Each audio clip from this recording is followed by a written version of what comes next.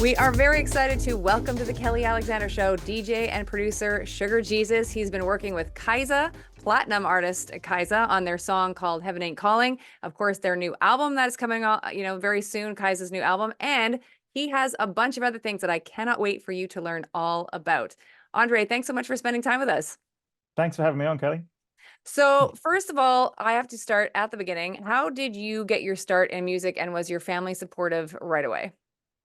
I was always like really into it. I guess I learned the piano when I was a kid, and started writing when I was about 13. And then at school I learned the software, the Logic, which is what I use now, and started like remixing and doing bootlegs and that kind of stuff. And it just fascinated me, and I wanted to kind of pursue a career in it. But yeah, family was very supportive. But I went to university for art history, something completely different, but with full knowledge that I wanted to pursue music afterwards by any means possible. And what type of music did you grow up listening to, and do you find that music plays a part in what you're producing now? I've always loved electronic music. I used to listen to Kraftwerk and all that I was fascinated by like anything with synthesizers in. But yeah, my mum and dad used to just listen to classical music growing up, so there'd be a lot of that. So it was kind of the two worlds. And I learned classical piano. But yeah, that's I guess those two. For sure, classical piano is helping you in what you do now, because that's like, if you know that, you know what you're doing for pop and dance music. So Yeah, it's all the boring stuff, like the theory it's kind of well drilled in me, I guess, from that side of things, which I'm very thankful for. Yeah. That's amazing. And so you have to tell us, before I ask you more questions, how did you actually end up in Canada? Because I know you're from the UK. That's right. Yeah, I'm from London. Me and my wife, we moved out here about 8 years ago, having lived in London for years. And I think we just we always wanted to live abroad at some point in life, and wanted a bit more adventure.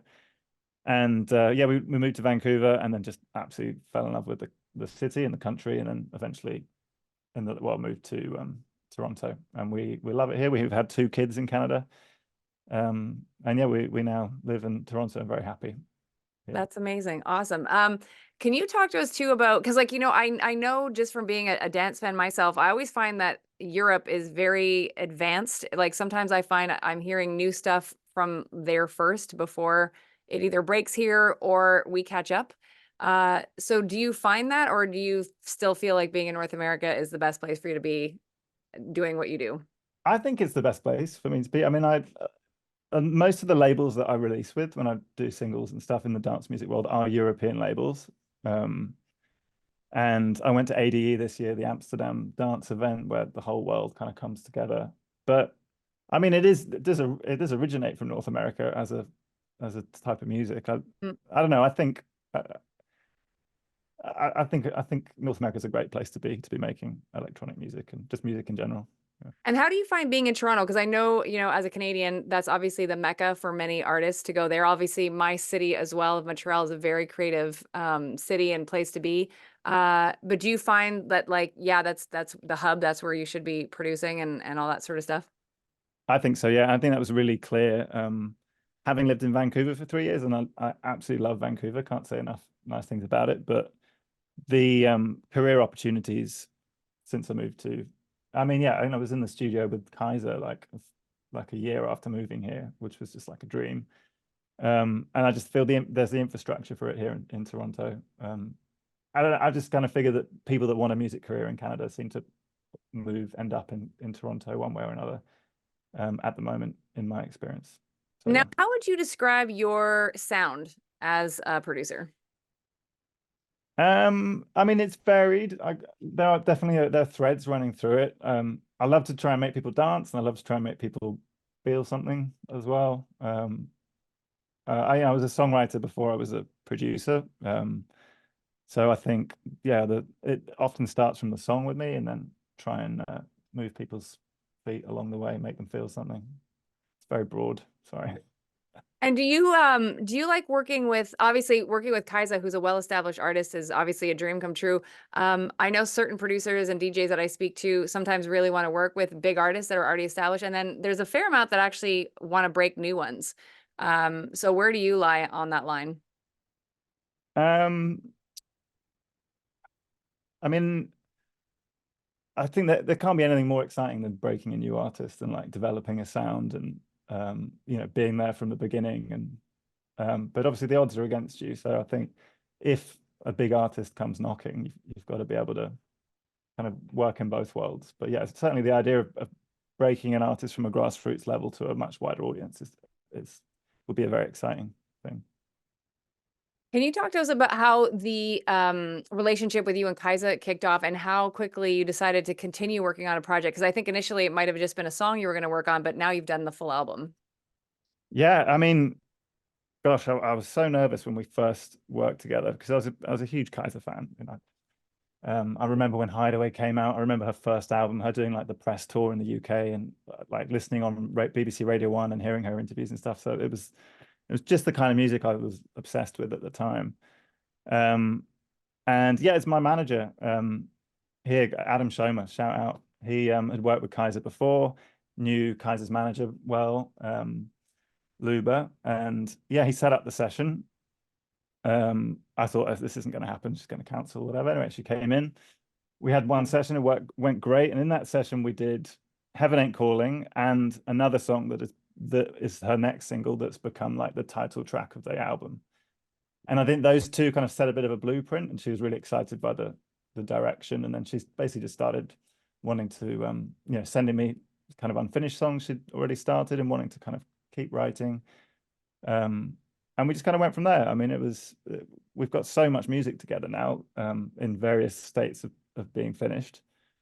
But yeah, for me, like when she kind of started talking about turning it into an album, I was very much pushing for it to be a dance album. Because Kiesza's like she's got folk music, she's got like, you know, every kind of, she's just so creative. She's got something um in every kind of box. But I was like, let's do one for the, you know, for the dance music fans that loved Hideaway and loved that first record. And you know, as a fan myself, that's kind of what I would have really wanted to hear from her at that point. And yeah, that's kind of how it all happened. And did it go pretty quickly with recording? Like, or were you guys at this for several months? The writing and the recording was really quick whenever it happened. The tough thing was that she was in LA, and then the pandemic hit. So whenever we were in the room together, amazingly productive. Sometimes the remote working and we were on different schedules, and I've got young kids, so I'm slightly limited time wise, and you know, there was kind of a frustration in that side of things. But yeah, the actual creative side was really easy, and really fun. The thing that like a lot of, once we kind of got the album together, Kiesza then had this idea of doing this kind of narrative music video arc, which she's done, which is the first one for Heaven Ain't Calling came out on Thursday, and that became like a whole. It kind of elevated the whole project to have this kind of narrative element as part of it. And yeah, it's been really awesome to kind of see everything be finished and starting to be shared with the world. Joining us on the show right now is DJ and producer Sugar Jesus. Make sure that you check him out on his social media. Of course, his Instagram at sugar_Jesus_time. Now that Kiesza is kind of like, you know, the album's coming out, you're done, kind of. What is next for you this year? Like, do you hope to do more albums? I know you've got some stuff with Andrew Lloyd Webber, which we're going to talk about just in a sec. But is there more like music that you're collaborating with, apart from music that you might be dropping on your own? Yeah, there's lots. I mean, there's the next Kiesza album, continuation of this. We've got a load of songs for, and there's a couple single collaborations with other artists that are coming out in due course. The next one's one with my friend Danny Doucette. Really excited about that one. Who's a local Toronto artist. Yeah, it's. I mean, I don't sing myself, so normally when I release a record of Sugar Jesus, it's me and a singer, and we write it together and then produce it. But yeah, there's a lot I can't say too much about, but there's certainly there's a lot more Kiesza music coming, and then some awesome other collaborations I've done. Yeah. And you were kind enough to let me hear Danny's song with you, and it sounds amazing. I cannot wait for this to drop. And when you are in the studio working with whether it's Kiesza or Danny or other people, do you have to see how they are as artists and then kind of amalgamate how you work, or like do you have a set way of doing things and you hope they kind of fall in line? I guess different every time, but more and more I'm trying to just start something completely from scratch when I in a session. So there'd be no pre-existing musical idea or anything before. It's just meeting your collaborator, sometimes for the first time, a little bit of small talk normally, and then you just jump into the musical side. But I think it can be much more inspiring for them to see something start from nothing rather than presenting them with a completely finished musical idea and be like, do your thing on this. And I think you want to kind of create an energy in the room, and part of doing that is making everyone feel part of the creative process. And that's certainly how a lot of the Kiesza songs happened. And the song with Danny, that was completely from scratch in the room, both of us kind of vibing. Now, I have to ask you about your television work, because I did not know until you told me that you do music for America's Got Talent and Britain's Got Talent. How did you get this? This is amazing. Yeah, I mean, this was kind of my start in the industry, like when I first turned it into a career. I got very lucky. I started working with an amazing guy in Brighton called Tim Powell, Brighton, south on the south coast of the UK. And we started working on The X Factor, which is a show that One Direction and Little Mix came out of in the UK. And we'd just produced the backing tracks for the singers, for the contestants each week that they'd sing to. And yeah, I did that for a number of years. And from that, I started working on Britain's Got Talent and America's Got Talent and all the kind of Simon Cowell spin-off shows of these, which has been great. It's been a really great like breadwinner every year, minus the pandemic when most of them got cancelled. But I've been really, really lucky with that. And from that, other opportunities have arisen. And it's been great to like hone my craft, because half the time you're essentially just recreating or reinterpreting a pre-existing song. I don't know if you've watched any of the shows, but Yeah, it's like, yeah. That's amazing. And so when you're doing the work, let's say for America's Got Talent, so you can obviously be at home in Toronto working in your studio, and then you're sending it to them in Los Angeles? yeah, it's entirely remote. One of the early X Factor seasons, I had to be on site, but other than that, it's completely remote. It gets emailed in and emailed out. And yeah, sometimes I'll be like caught on holiday or something, and I'll just have my laptop and I'll be in a service station, frantically programming up some ABBA song. That's amazing. And you have to talk to us about your connection to Love Island, because that show really took off and took people by surprise. So tell us your involvement with that. Yeah, I mean, that's a mad one. I've been so lucky with it, but I pitched for the theme tune however many years ago. It started in the UK on a channel called ITV2, and it was just a huge success. And then has since been kind of franchised out over here and around the world. And they've kept my music on all the other iterations of it around the world. Just, I don't know, very lucky, but it's been amazing in my career to have something that people like, oh yeah, I've heard that. I know what that is. And it's still running, still going from strength to strength as a show. Whether the music plays any part in that, I don't think so, but it's great to have your music attached to something that's a success like that. For sure. That's so cool. And then you also surprised me when you said that you did work with Andrew Lloyd Webber. So can you tell us what's going on there and how did you hook this up?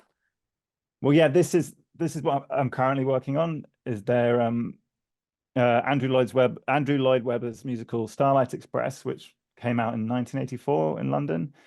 It's the 40th anniversary of it, and they're bringing it back for a run in London and elsewhere, I believe.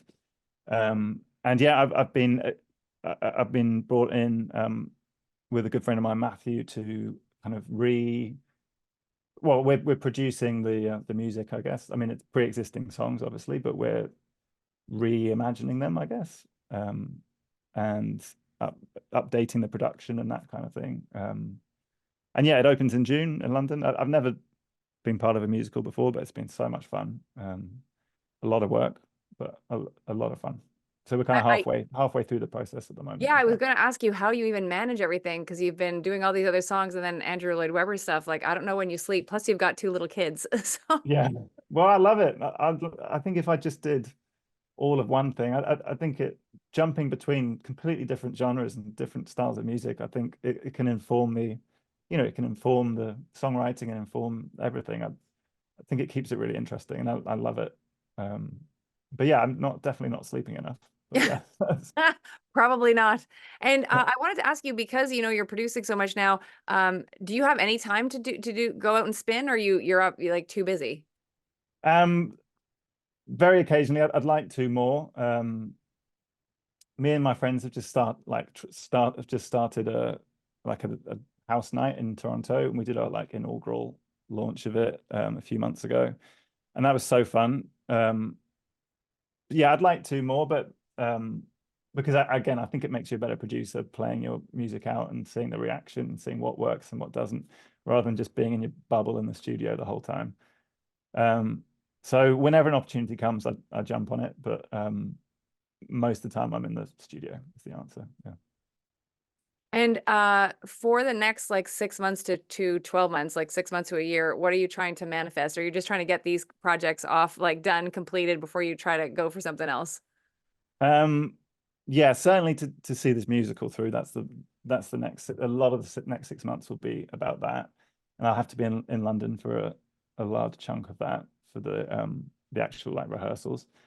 But yeah, there's a load of great music that it's kind of I'm in the process of finishing, and it's just to find the right home for it. I've kind of got built up a load of amazing collaborators now that I love working with, and we trust each other creatively, and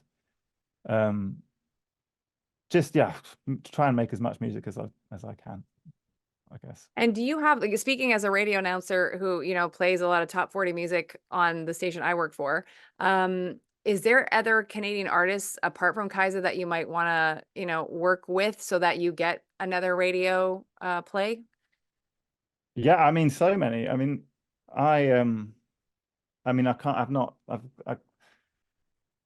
I'm really down to work with like whoever. But yeah, there's so many talented musicians like in this city. I'd love to work with more of them. I'm trying to give you want a name? Well, it's okay if you don't have a name, but like it'd be fun, like if you, especially like, I know your manager, which I'll tell you about when we're done recording. But Adam and I know each other for a while now, and Nice, yeah, amazing. like Adam's because awesome. he's a Montreal boy, and so Yeah. we know each other. But yeah, I didn't know if like it would be something like a Tyler Shaw or an Alessia Cara or a Scott Hellman, like somebody who's kind of established in the pop landscape who you would love to try to get a pop hit on the radio. Yeah, I'd absolutely love that. That'd be amazing. Yeah. Perfect. We'll put that into the universe for you. Yeah, I'll manifest it. That's Alicia. it. That's it. And last question for you, for people who are now gonna, know you exist if they don't know already. What do you want them to know about Sugar Jesus? Like what do you want your fans to know or to learn or to become new fans for like of your music? Well, welcome. Uh, I mean, keep coming back to my Spotify page. I release a lot of music. Hopefully it's all great, intended to make you feel good and uplift you and empower you and all that stuff. Yeah, I guess just there's lots of new music coming, and keep an ear out for it. Lots of amazing collaborations with amazing singers and different producers. Yeah. Perfect. Andre, thank you so much for doing this. We really appreciate your time. Well, thanks for having me. Thanks so much. So don't forget to check out all the social media and again, his Spotify so that you know everything that's happening with the music that he's dropping at Sugar Jesus. So the Instagram is sugar_Jesus_time. Hey, it's Kelly, and I just want to take a moment to thank you so much for all of the support that you continue to show The Kelly Alexander Show and our latest program, Just Dance, that I co-host with award-winning choreographer Tina Landon. We've been having so much fun on Just Dance, and we'd love for you to be a part of it. We've done interviews with Brian and Scott Nicholson, who work with Ariana Grande, RJ and Nick, who work with Pink and Katy Perry, Luther Brown, who works with our girl Janet Jackson, and the list goes on.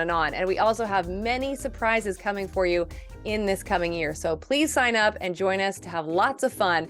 hy.page/Kelly Alexander Show, our YouTube channel as well, youtube.com/Kelly Alexander Show, and our newsletter, which is kellyalexandershow.com/subscribe.